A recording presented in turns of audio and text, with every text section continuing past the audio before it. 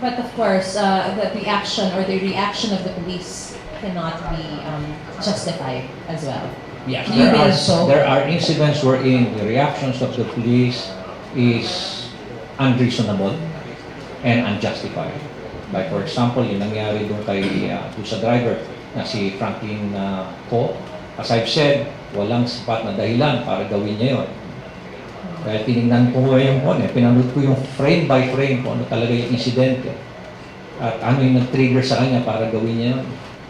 I can easily say na walang sapat na dahilan. Pangalawa, yung pag-accost doon sa driver ng jeepney ng mga ralista, wala ring sapat na dahilan para saktan siya.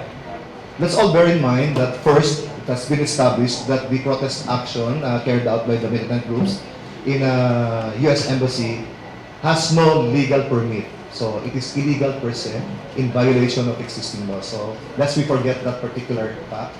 Number two, maximum tolerance has been employed by the police. In fact, we negotiated with them for the peaceful withdrawal of their group from the area so that no untoward incident or violence will be employed.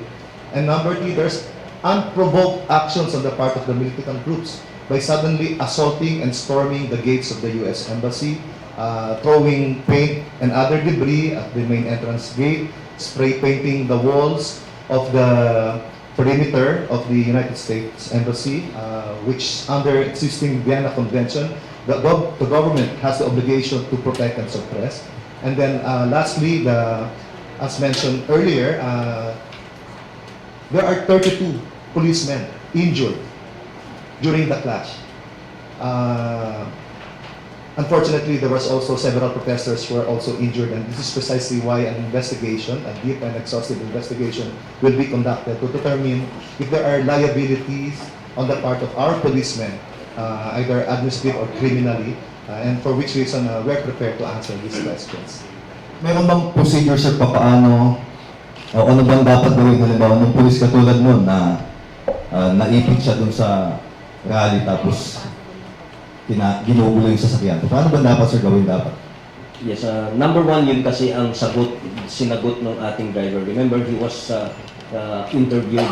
Yun ang sinasabi niya. And we saw actually in the video na talaga namang dinudumog yung sasakyan. No? At pinupukpok yung mga katakot-takot na mga protesters. No?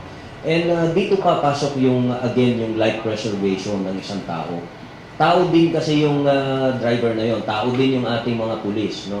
He felt his life is in danger also. So yun ang na-feel niya siguro at na-rattle na siya doon. Ang unang report kasi sa atin ng ating district director, tinanong nung lumabas yung video na yon, yun ang sagot nila na nakita nila na yung sasakyan na yon ay hinuyugyug na ng mga protesters at gustong itumba, ibaligtad. Yung driver na yun, he felt responsible for that property. Kasi siya ang duty driver noon eh. So he ran towards the vehicle at nakita siya ng mga protesters, hinabol siya.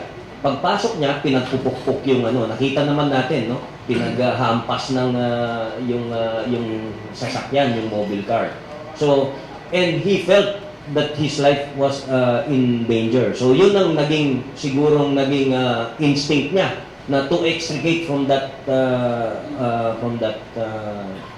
place. Kasi ang dami doon, mag-isa lang siya eh, wala nang tumulong doon sa wala nang tumulong doon sa, and I was actually asking yung contingent commander na si Superintendent Barro kung bakit kasi nila pinayagan na yung sasakyan na yon was in front of them, not at the back. So, yun doon papasok yung ating investigation, doon papasok yung mga lapses that were committed during that incident.